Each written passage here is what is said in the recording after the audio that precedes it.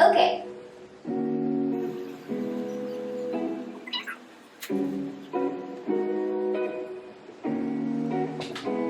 Alright. Hey guys, welcome back to my channel. It feels a little weird saying that because I'm not like one of those big YouTube people or whatever, but you're back, or maybe it's your first time. But there are 100 of you right now, so that is very cool. That was one of my goals, so thanks for being here.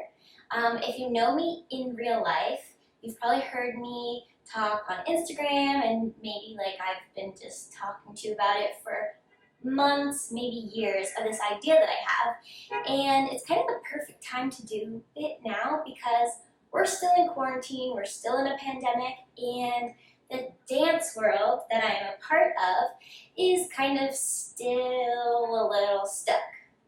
So I have this idea for a live interview show to talk with dancers about the stuff they like to do to keep themselves creative, some of the fun things they do outside of dance, and really just who they are as people, because I feel like I know a lot of really creative people, and they're creative in a lot of different ways. They're not just great dancers, they might make jewelry, or they might be really into fitness, or they might bake bread, or, I know so many people who just do so many cool things, and I love to talk to them about, like, what keeps them creative, and what better time than a time when we can't really do what we usually do.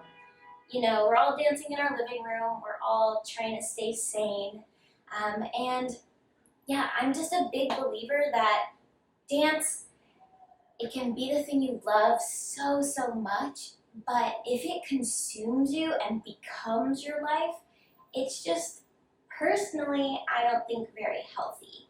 I've known a lot of people who are really successful at dance, but they also take a break sometimes, or they do other things. And I also know some people who are like really gung-ho with the blinders on, and their career is kind of stuck. Especially right now, everyone's career is kind of stuck.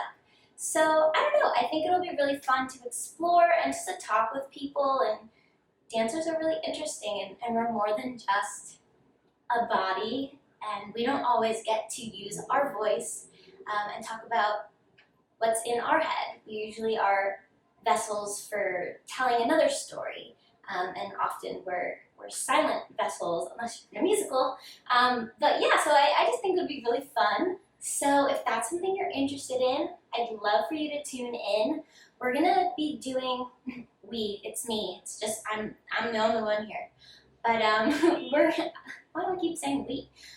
The show is gonna be on Wednesdays at 6:30. Hey guys, I'm editing right now and I realized I didn't say what the name of the show is. It's called Dancers Doing Stuff. I think I'll put it right here because I only know how to put it in the middle. But that's the name of the show. Started out as kind of a joke name, but I kind of like it. So yeah, that's what it's called. Back to my explanation. I'm going to stream it on YouTube and Facebook. If you're like my real friend, you can catch it on Facebook. And yeah, it's going to be maybe like 30 minutes or so to an hour. I'm going to be talking with dancers, like I said, about the things they do outside to fuel their creativity. But we're also going to be making a craft, because that's what I like to do to help myself refresh and, feel centered. That's why I started this channel. That's why I like to make DIY stuff. It's just something that I like to do when I get home. If I've been dancing and moving all day, it's a way to be creative without actually having to physically move my body any more than I already did living in New York. So I think it'll be really fun. It'll be kind of like interview style. Think like Martha Stewart Dancer Edition. So if you can't tune in live, you can catch it. It will be saved onto my YouTube channel. And I've also started a podcast. So I'm going to take the audio, edit it, take out the kind of dead parts when we're making something, and create a separate podcast with that. And with the podcast, I really want to have other episodes where we talk about dance-related stuff and also creativity and maybe have like some little episodes where there are prompts so that we can all be working on a creative challenge together and kind of just making a community, especially right now where everyone is kind of stuck alone. I know that's something I've been really craving, so if that sounds like something you're interested in, definitely check it out. It's already on Apple Podcasts and Spotify and Google and all of those things. There's just one trailer now. But if you'd like to be a guest or you know someone who would be a good fit for the show, a dancer who does a lot of other stuff, or just a dancer who might be bored right now, you can email me essentiallyhaley@gmail.com. I'll put it here, I guess. And also make sure that you subscribe to this channel and put that little bell thing on so that you don't miss out. And if you want to follow me on Instagram, you can find my dance stuff and everything. Maybe I'll put it here. Haley Grove. I wonder if I can figure out how to put the little picture of mine. We'll pretend it's there. And you can also follow me at Essentially Haley, where I have more DIY stuff and more stuff related to this channel. So that's it. I hope you join me. Okay, bye. I forgot to say, I've included the first episode that I already recorded in this video, so here you go. And look at this. Wow, wow, wow. Okay, enjoy.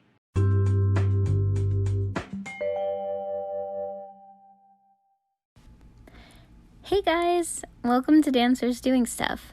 My name is Haley, and I'm a professional dancer living in New York City. I would say growing up, dance was my entire life. I was that kid who would choose a rehearsal over a party. I would tap dance down the aisles of the grocery store, and in gym class, I was doing pirouettes in the outfield. I've always loved crafting and making things with my hands, especially when I was physically too tired to move anymore. But it wasn't until I moved to New York City to pursue dance professionally that I realized how important it is to have creative outlets outside of dance. This industry is no joke, and the hustle in New York City is intense.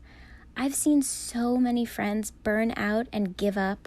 I've seen people base their entire self-worth on what they achieve in the dance industry, and I've seen people book their dream job but still be miserable because they don't know who they are as a person outside of dance. On the other hand, some of the most successful, and successful is in quotes because that's relative, but the dancers I know who are really killing it seem to know how to take a step back, nurture their creativity, and figure themselves out as people first. I've become a big believer that dance can be the thing you love most in life, but it can't be your life. Not if you want to have a sustainable career. I think dancers are creative by nature, and I've found most of the dancers I know are creative in a ton of different ways. Whether they make jewelry or pottery, or they're photographers or fitness enthusiasts, bakers. I want to explore and highlight some of the things dancers do to fuel their creativity outside of the studio. So, who are you as a person outside of dance? What other passions help you fuel your creative spirit? What keeps you grounded as an artist? And what do you do when the industry shuts down and there are no dance jobs? Yikes. That's what I'm here to talk about. Dancers doing the stuff they love. Thanks for listening.